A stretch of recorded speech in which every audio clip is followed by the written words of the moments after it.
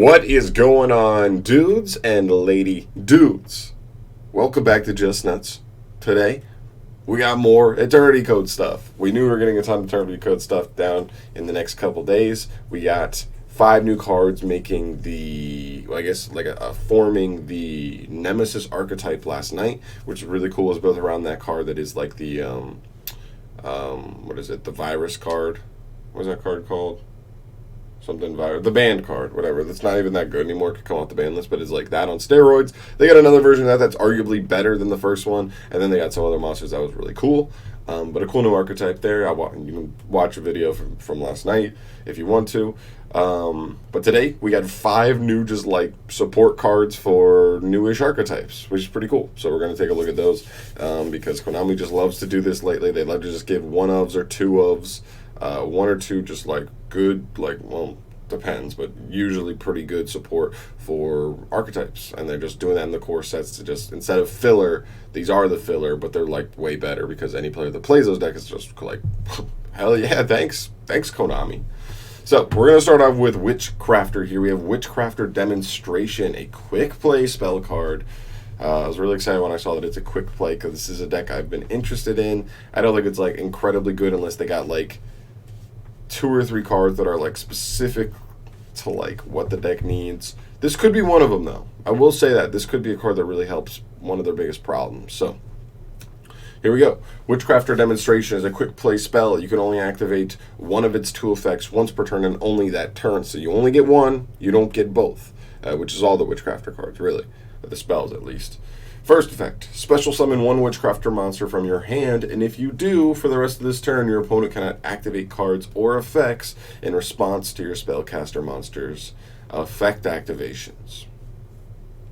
Which is pretty good, really.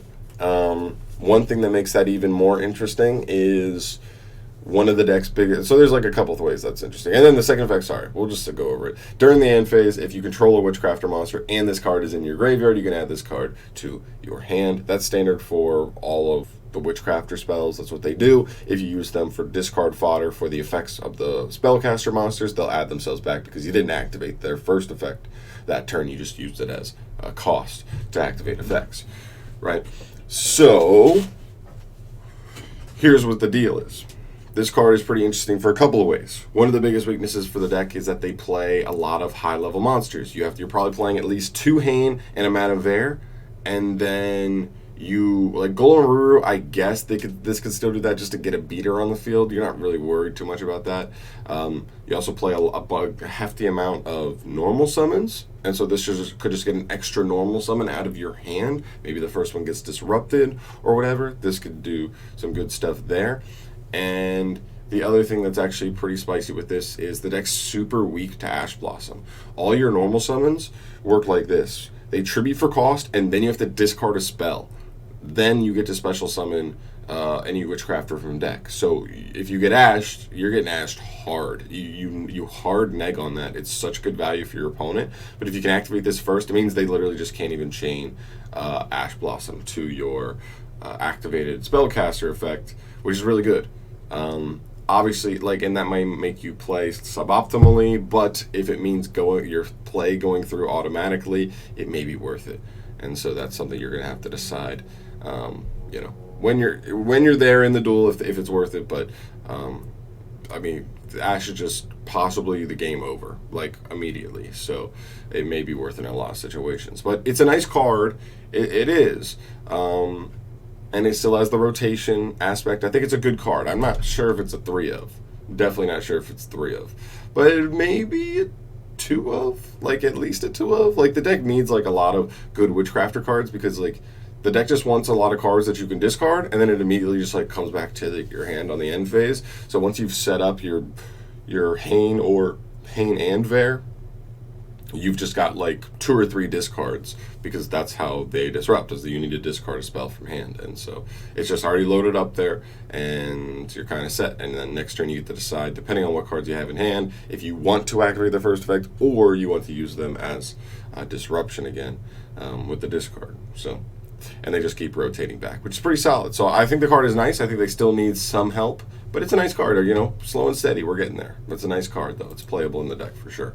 Next up, we have DRAGONMAID Chain. Okay.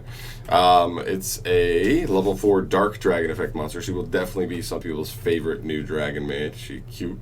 I know. A lot of people are into that. 500 attack, 1800 defense. She's got 2 hard ones return effects as well. First effect, if this card is normal or special summoned, you can add a DRAGONMAID spell or trap from your deck to your hand. Ooh, ooh.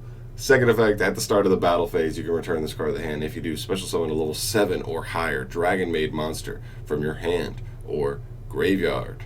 Very nice. You know, the second effect is pretty standard for DRAGONMAID stuff.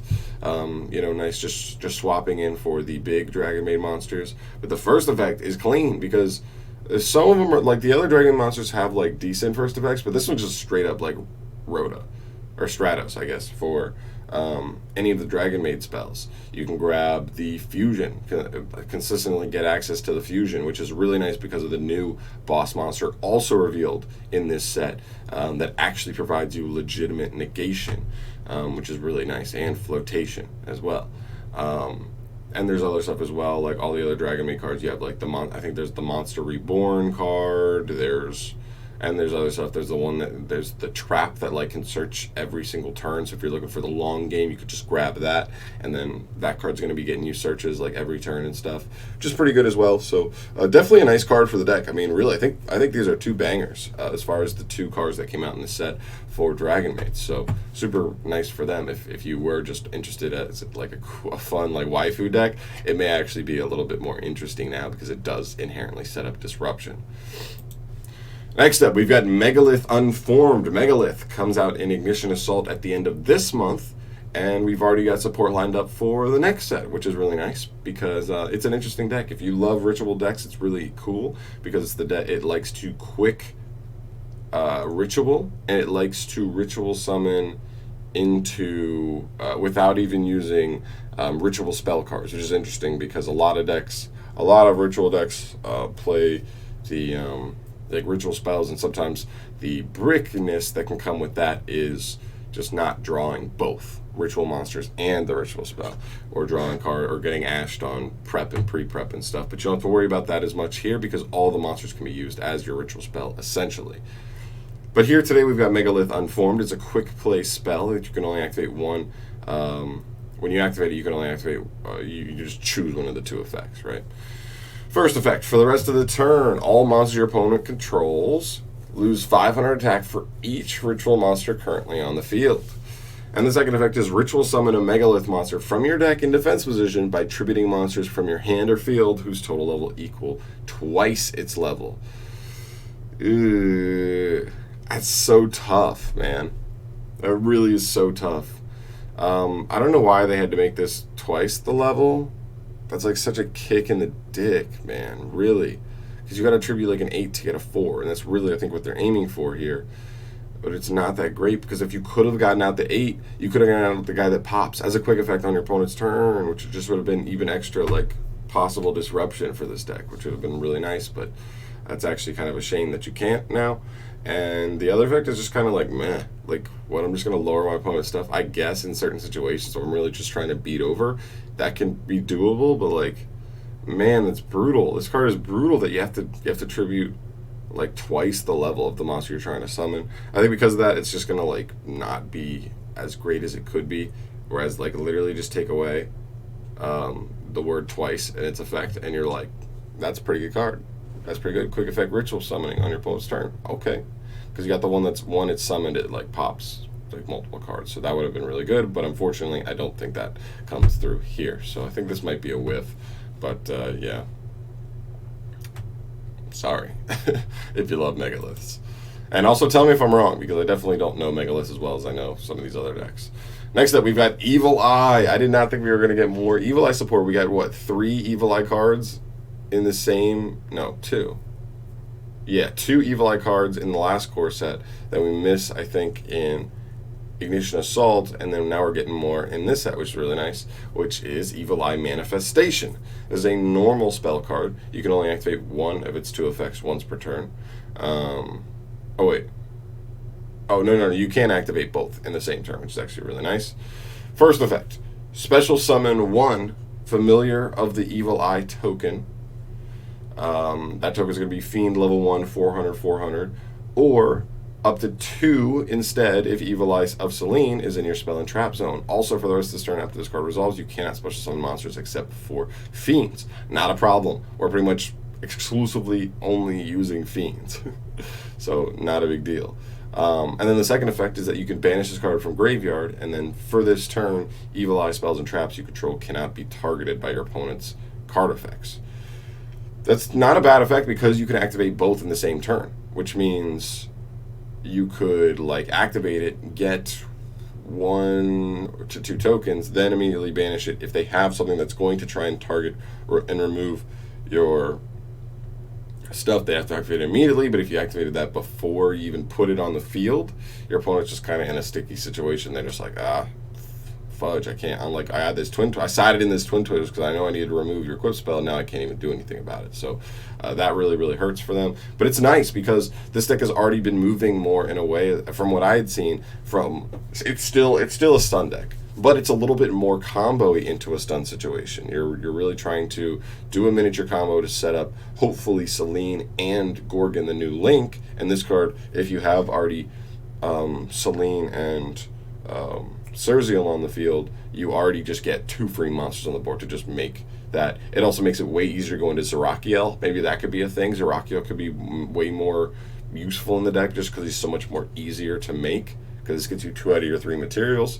We'll have to see, though. I think it's a nice card for him, though, because especially with the direction they've been wanting to go, is it making it a little more, having it have little combos and not just Cerziel normal summon to search, Selene, activate Selene, and set 4. And it does a little more, has a little more substance to it, which is pretty cool. So I like this card for sure. And the last card here is a new GIZMEK card. We've been getting a new GIZMEK card in every single core set, and this is the 4th. We've got, what was it? Orochi came out first, very powerful card. We got GIZMEK Yada, very powerful card, but also kind of specifically good in a couple decks and not really great in a lot of decks. So like ABCs and Cyber Dragon, it's like interesting, but everything else you're kind of like, it's all right. Then we get Mikazuchi in the next set, Ignition Assault, which is a really, really powerful going second card. And then we have this guy here, our new GIZMEK Inari, the Grain Storage Fox. This is a level 7 Earth Machine effect monster with 2250, 2250. They love the 50s on these cards. You can only use the first and second effects of this card once per turn. If a monster or monsters is special summoned from the deck, you can special summon this card from the hand. Second effect, if this card is normal or special summoned, you can target 1 face-up monster your opponent controls. Special summon a monster from the hand or deck with the same attribute as the target monster and whose attack and defense are the same as each other. Okay, and the third effect, each time your opponent normal summon or special summons a monster, inflict 300 damage to your opponent. Also very, very interesting. So this is a really interesting card for a lot of ways, especially if you're going second. Your opponent specials from the deck, you special this guy. Now, anytime your opponent summons, they're going to take burn in time or just like getting initial damage off to potentially push an OTK, make an OTK easier. This is already a 2250 body, and it's potentially going to special another monster straight from the deck. Very, very interesting. It's really interesting because you have to special a monster whose attack and defense are exactly the same.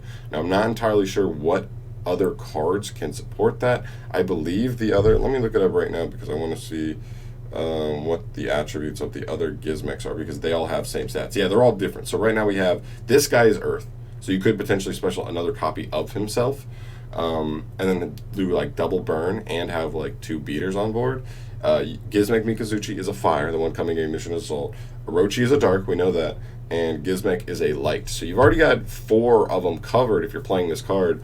And then I guess you just want to, we're only missing water and wind there, so maybe those are what's coming next, because I wouldn't be surprised. Konami loves to do that. They'll make like little archetypes that have one of every type, or attribute, I mean.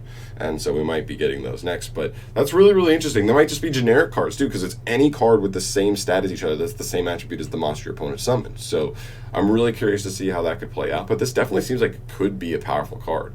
But it also does rely on your opponent playing a deck that special summons straight from the deck as well. that's a thing as well. But like, it's like Orcust. If they use Harport as special from the deck, you drop this guy, then you get immediately a special and Orochi straight out of your deck. And that was just like good, like really solid advantage. And you're going to be burning your opponent because they just special off of Harp. Then they're probably going to special. That's going to get them into a Link monster. Then they're going to link that away, make a Dengirsu, and you're probably going to deal your opponent 1,200, 1,500 points of damage just in that turn, which is kind of nice. And then you have an Orochi just already set up on your board, which is pretty cool. So maybe this could become a deck on its own. We'll have to wait and see. But that's pretty much it, guys. Sorry I went a little more in-depth than usual on all these cards, but I thought they all kind of warranted it, really going in on like how they work into the archetypes. But yeah, really, really cool. I'm really excited for a lot of these cards. I think the Evil Eye one's really cool. The GIZMEK, I think the Gizmos are always cool. They've done a great job with them. I think they're all interesting monsters in their own right. The DRAGONMAID's pretty good for them as well. Really good set for them, making them much more better than they were. And I think the Witchcraft card gives them a little bump as well. So unfortunately, I think the Megalith is the only possible whiff here.